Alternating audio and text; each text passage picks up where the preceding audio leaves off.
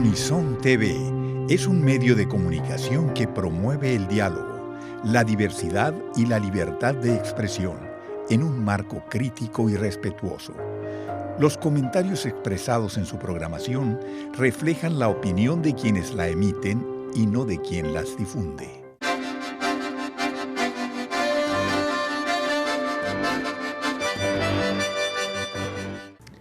El día de hoy nuestro invitado es Francisco Cadena. Y el tema sobre el que nos platicará es el efecto de la temperatura y el pH sobre una proteína de calamar gigante. Luego entramos en los detalles y verán la importancia de trabajar con este tema. Por lo pronto estaríamos hablando de que estamos iniciando el segundo semestre del año. Pero bien, entremos al tema que nos tiene el día de hoy.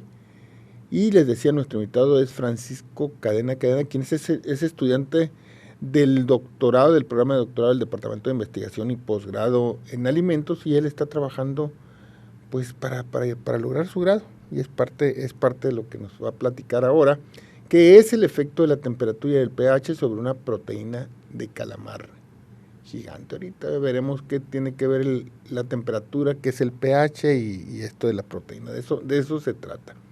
Pero primero que nada, desde luego le daremos la bienvenida y los buenos días a nuestro invitado. Buenos días, Francisco. Muy buenos días, aquí presentándonos de nuevo. Ya habíamos estado aquí hace aproximadamente 3 años presentando un tema similar sobre el mismo calamar gigante. Así es. Y bueno, da gusto que los estudiantes que están en el posgrado del DIPA pues continúan hasta llegar a la máxima posibilidad que se tiene, que es el doctorado.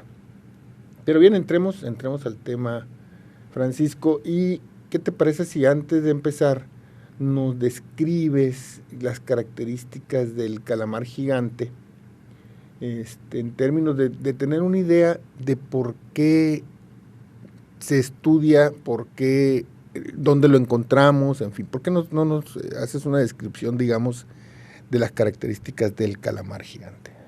Bueno, pues, ¿qué te puedo hablar del calamar gigante?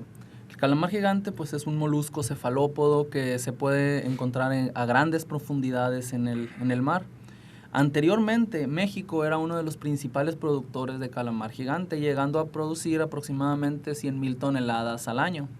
Sin embargo, a partir del 2015, todo esto cambió.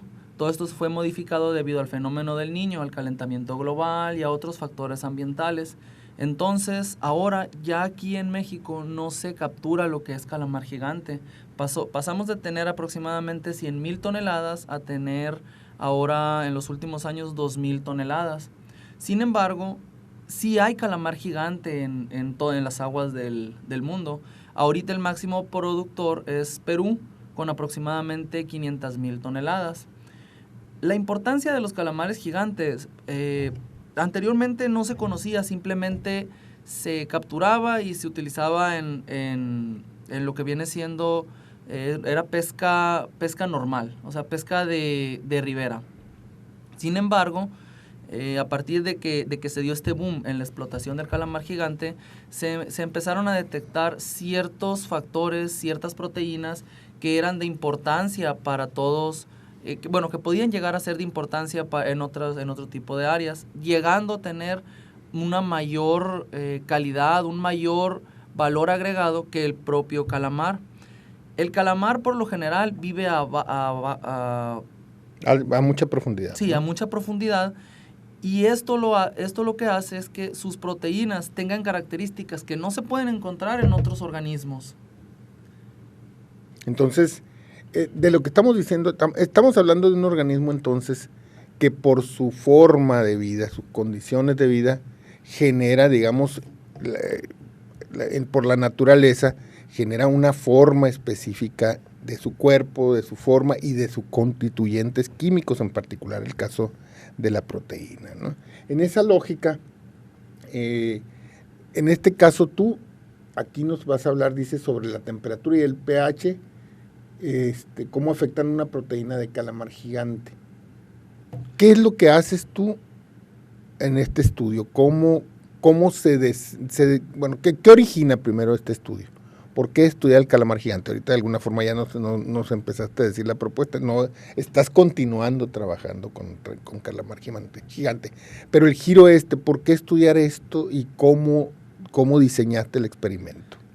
Muy bien, mira, lo principal, básicamente el interés sobre el calamar gigante nació porque en esos tiempos era un boom, era el boom el que exacto. tenía, o sea, teníamos mucho calamar gigante y por lo general lo único que se ocupaba del calamar gigante pues es el manto, lo demás se descartaba literalmente, se descartaba las playas, lo que generaba cierto tipo de contaminación. Entonces lo que se descartaba pues eran las vísceras. La enzima que nosotros estamos estudiando se extrae principalmente de las vísceras, que es donde es más rico en este organismo. El calamar gigante, su sistema digestivo es muy, muy antiguo, casi no evolucionado. Muy primitivo. Muy primitivo. Entonces casi no evolucionó, por lo que tal cual lo estamos viendo ahorita es básicamente como se estaba utilizando, bueno, como lo estaba utilizando el calamar desde sus inicios. Ahora, ¿qué es lo importante del calamar? Por lo general, en las vísceras, la mayor parte de los organismos utilizan pepsina, tripsina, quimiotripsina para la degradación del alimento. Y la catepsina D, que es la enzima en la que yo me estoy enfocando, esta enzima lo que hacía era... sí se encuentra en el calamar gigante y en todos los organismos, pero se encontraba principalmente actuando en el recambio proteico. O sea, dentro de los lisosomas, degradando la misma proteína. La degradaba para generar los aminoácidos y esos aminoácidos que pudieran generar nuevas proteínas. Sin embargo, en el calamar gigante no. Se encuentra, aparte de cumplir esa función, se encuentra como una enzima digestiva. O sea, esta enzima cumple las funciones que cumpliría una pepsina, una tripsina o una quimiotripsina dentro de lo que es el hepatopáncreas, que es la glándula digestiva. Eso ya de por sí es impresionante para un organismo, ya que en otros organismos no se ha encontrado eso. Vamos a hacer un recuento aquí porque hay un conjunto de términos que has utilizado que muy probablemente la mayor parte de la gente que nos escucha no tenga la menor idea de qué significa. Primero, estamos hablando de un organismo primitivo en el sentido evolutivo, es decir, prácticamente desde que existen las especies, estamos hablando de miles, tal vez millones de años. Millones. Y no cambió, sigue. Eso puede significar dos cosas, una, que sigue siendo eficiente y por lo tanto no hubo necesidad de cambiar en su espacio de vida, o algo pasó que es más difícil de definir. Lo otro, estás hablando de enzimas. Bueno, las enzimas, para dar una idea, son sustancias en su mayoría proteicas, es decir, están hechas de proteína, que sirven para hacer o deshacer sustancias químicas. En el caso de las enzimas que está planteando aquí Francisco, estamos hablando de enzimas que procesan proteína. Es importante en los organismos marinos las enzimas que procesan proteína porque consumen mucha proteína. Los animales, en general los organismos marinos, el contenido proteico es más alto que los alimentos que se dan en la tierra, ¿no? De tal manera que se hacen importantes. Y las distintas enzimas que nos dijo cumplen funciones distintas, aunque rompen las proteínas las rompen de distinta forma y pueden usarse de distinta manera dependiendo de las capacidades del organismo. Y finalmente algo extremadamente importante, que es lo que hace la diferencia y por eso significativo. En el caso del calamar, estas enzimas, particularmente la que él está estudiando, que es la catepsina D, no se encuentra en el lisosoma. ¿Qué es el lisosoma? El lisosoma es un corpúsculo al interior de las células, ¿sí?, que se encarga de almacenar precisamente enzimas, ¿no? Y cuando se requieren, cuando llega la sustancia a la célula, entonces dentro de la célula se procesa. En el caso del calamar, no llega a la célula, sino que se procesa desde que se empieza a consumir el alimento en el hepatopáncreas, que básicamente es, imagínense usted lo que está después de la boca, en el caso de nosotros, el esófago, el estómago, bueno, eso es el hepatopáncreas para digamos, redondear. Ahora, tratando en el ánimo de describir y hacer un poquito menos complicado el entendimiento del tema. Y en base a esto, ¿por qué la catepsina D, Francisco? Bueno, ¿por qué la catepsina D? Básicamente la catepsina D, pues como ya lo mencioné, en los demás organismos, pues se encuentra cumple varias funciones. La principal función es que tiene cierta presencia en algunos tipos de cánceres, principalmente en cáncer de esófago y en cáncer de mama.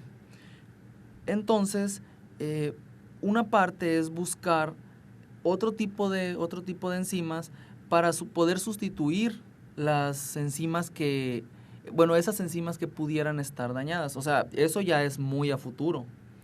Ahora, esta enzima también tiene una baja presencia en lo que es Alzheimer.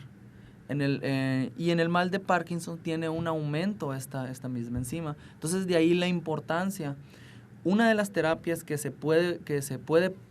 podría proponer en un futuro, podría ser la sustitución en el caso de que tengas la enzima, por ejemplo, en Alzheimer, que tengas una baja concentración de enzima, se pudiera sustituir por una enzima de calamar, en este caso, que tiene una alta actividad, ocuparías una dosis muy pequeña, y de esta manera poder volver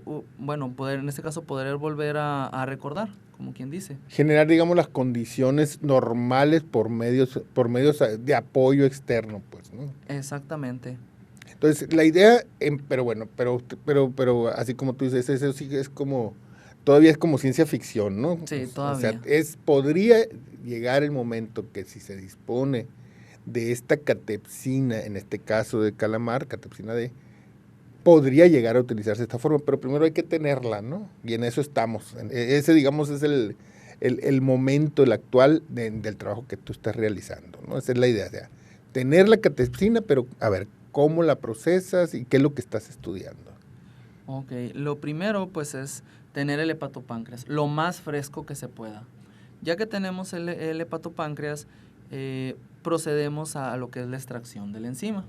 Para la extracción, pues por lo general este tipo de proteínas son solubles en agua. Entonces, ya que tenemos el hepatopáncreas, se mezcla con agua, se pone a centrifugar, o sea, a 10.000 gravedades, y lo que queda en el sobrenadante... A muy alta velocidad. Es muy alta velocidad, son aproximadamente 13.000 revoluciones por minuto. Lo que queda en el sobrenadante arriba, ahí en esa parte es donde se encuentra nuestra enzima. Ya de ahí se procede a lo que es una limpieza para quitar grasas, quitar otro tipo de proteínas que también son solubles, y después a lo que es la purificación. Y la purificación consta de una purificación por afinidad. Esta enzima es afín a cierto tipo de sustratos, y lo que se hace es que con esos sustratos se hace la purificación, teniendo así la enzima básicamente pura. Entonces ya no ocupamos otros pasos y la tenemos con una muy alta actividad. Ahora, ¿en qué la podríamos usar esta enzima? Ya que ahorita así de lleno, ¿en qué la podríamos usar? Todas las proteasas, que en este caso nuestra enzima es una proteasa porque rompe proteínas. Eso quiere decir proteasa, una enzima que se encarga de romper a las proteínas. Como ya tenemos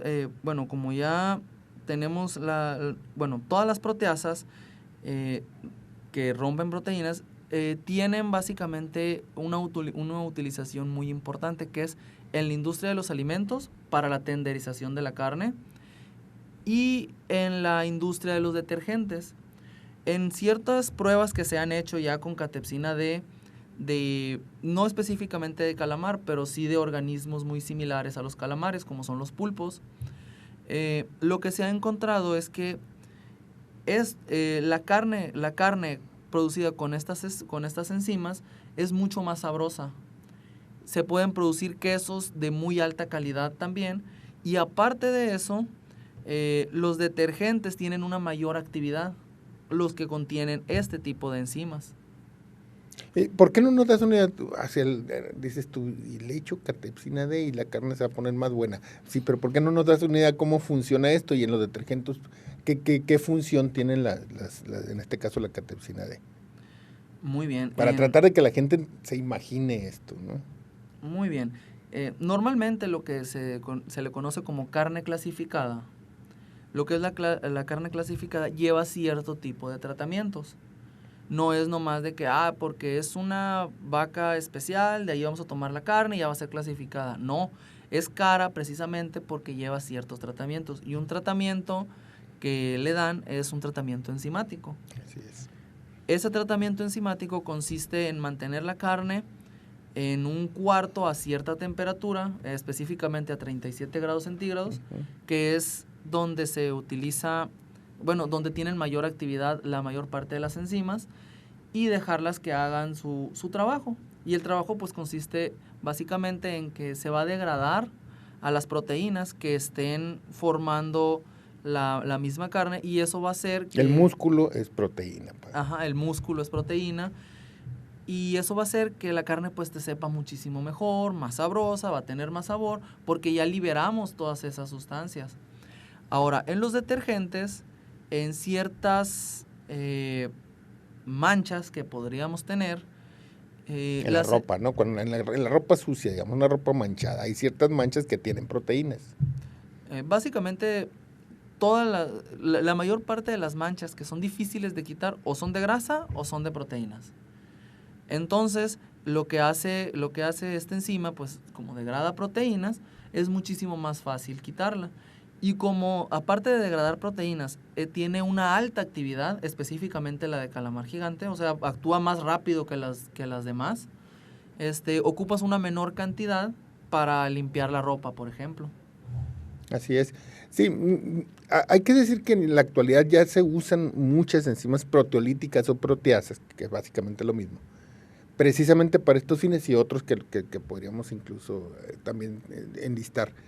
Pero ya se utilizan, por ejemplo, la papaína, que es una enzima que se saca de las hojas de papaya, básicamente, ¿no? Y algo de la papaya, pero principalmente en las hojas, que cumplen esta función, pero su capacidad, dado que son de origen vegetal, su especificidad, que es muy importante en las enzimas, es decir, que mientras más se parezcan a lo que van a romper, es más fácil. Las proteínas animales y las vegetales son distintas. Digamos que tienen una capacidad más pequeña y por lo tanto tienen que usarse en mayor cantidad. En este caso, se ha probado que las enzimas en general de animales marinos son más activas. ¿Por qué? Porque el ambiente en el que sobreviven requieren de usarlas más porque consumen más proteína. Está muy largo explicar por qué consumen más proteína, hasta ahí la dejamos. Pero esa es básicamente la importancia. Son enzimas y además que tiene que ver con lo otro, y ahí va la pregunta es, ¿por qué estudiar el efecto de la temperatura y el pH sobre esta proteína si en principio se está utilizando, se está separando con la idea de utilizarla como parte del procesamiento en alimentos y en detergentes? Bueno, una de las principales utilización pues es precisamente en los alimentos y en los detergentes, pero para que una enzima sea activa, como lo mencioné ahorita, por lo general es a 37 grados centígrados, pero no nada más la vas a utilizar a 37, la puedes utilizar a 45, a 50, hay unas enzimas que pueden ser más activas a 55, a 60. Entonces, ¿por qué estudiar esto? Porque lo que se está buscando es ver en qué condiciones actúa mejor la enzima. En este caso, pues lo que obtuvimos es que a 45 grados centígrados la enzima es más activa, siendo que el calamar, por ejemplo, es un animal que se encuentra a profundidades muy grandes, y aparte que hace mucho, que es muy frío.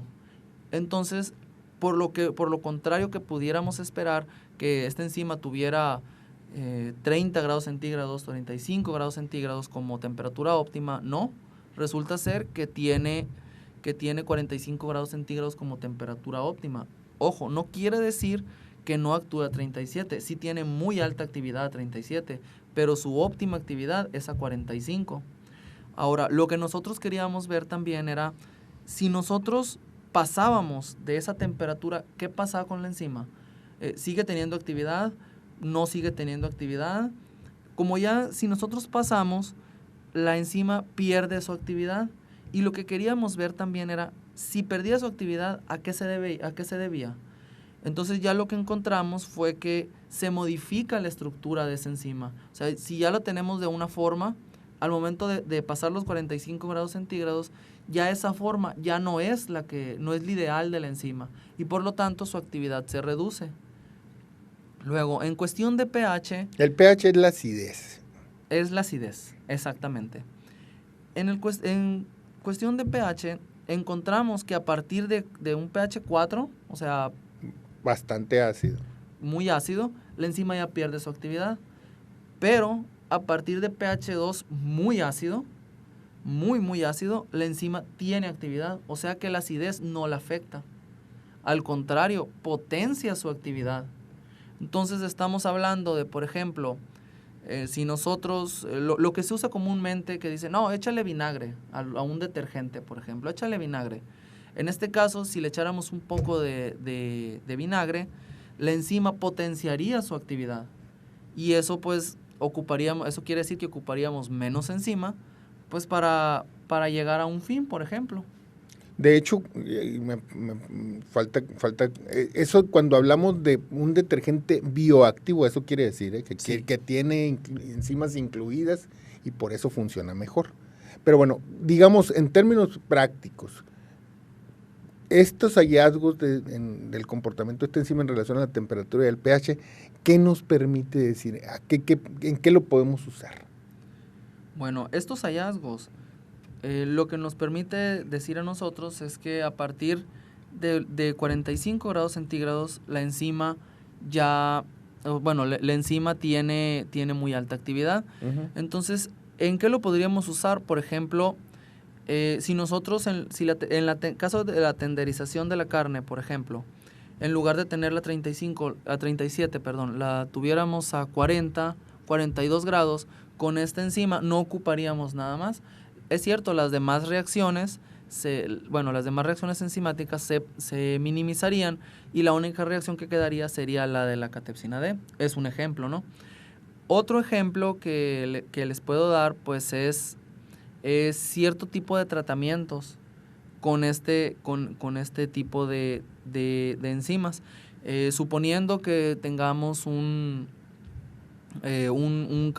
carcinoma, por ejemplo, en el cual tengamos la enzima, tengamos una producción muy alta de esta enzima. Entonces, ¿qué pasa si es una leucemia? Sacamos son teorías que se están probando ahorita en la actualidad. Se hace lo que es una hemodiálisis y lo que se hace con la sangre sería acidificarlo un poco. Si se acidifica un poco la sangre, las demás enzimas, que las enzimas normales, normalmente la catepsina de organismos terrestres, es de 3 para arriba. Sin embargo... De pH 3 en adelante. Ajá, de pH 3. Entonces, si se acidifica un poco por un lapso de media hora aproximadamente, las demás enzimas perderían su actividad y nosotros podríamos inducir, o sea, poner nuestra catepsina D en lo que es la sangre y ya podría seguir funcionando. Sí, porque no se detendría aún con el cambio de condiciones, ¿no? Exactamente, esta enzima no se detendría con ese cambio de condiciones y las otras enzimas sí se detienen. Pero bueno, falta una pregunta que obviamente se me pasó. ¿Y por qué la catepsina D y no las otras? En el caso del calamar, ¿por qué estudiar esta catepsina D? ¿Por qué no la pepsina? O cualquiera de las otras enzimas proteolíticas que se encuentran normalmente en todos los organismos, ¿no? Muy bien. ¿Por qué esa debió haber sido hace buen rato, ¿no? Pero bueno, sí. Ni hablar. Bueno, ¿por qué catepsina D? Porque en el caso del calamar, en el hepatopáncreas, la principal enzima es catepsina D. Tiene muy bajo contenido de pepsina, muy bajo contenido de tripsina, muy bajo contenido de quimiotripsina, que son otras enzimas que se encuentran normalmente en otros organismos. o en organismos similares, pero el calamar no. El calamar utiliza a la catepsina D. Ok, y por lo tanto es abundante, digamos, relativamente hablando. Y en términos de por qué, ya nos dice, es la más abundante de las enzimas proteolíticas en el hepatopáncreas de calamar, pero desde el punto de vista de por qué separarlas, ¿es tan grande la cantidad como para que valga la pena pensar en eso? Sí, es una cantidad de enzima que tiene el hepatopáncreas tan grande que, por ejemplo, aproximadamente de 100 gramos de hepatopáncreas, yo saco alrededor de 1 miligramo de enzima. Que O sea, es muchísimo. Muchísimo. Normalmente de otros organismos se pueden sacar alrededor de 200 microgramos, 0.200 microgramos, hasta nanogramos se pueden sacar, pero en el caso de la enzima, no, de esta enzima se pueden sacar hasta miligramos, o sea, la cantidad que tiene es grandísima. Digamos que promete mucho el estudio. Sí. Pues bien, ¿has concluido, lo concluiste o todavía te falta? Ya está concluido. Ok, perfecto, entonces luego te vamos a invitar para ver hasta dónde se avanza con lo que sigue, ¿no? Pues bien, hemos llegado a la conclusión del programa del día de hoy. Agradecemos muchísimo que haya venido a platicarnos sobre lo que está trabajando Francisco Cadena, quien es candidato a doctor, ya está muy cerquita de concluir del Departamento de Investigación y Posgrado en Alimentos. Agradecemos también en la operación técnica en memoria a Noé Corrales y en vivo a Eduardo Antunes, en la dirección técnica Griselda Calvo, en la coordinación general de este programa y en la voz su servidor Francisco Javier Parra, quien les dice nos escuchamos la siguiente semana.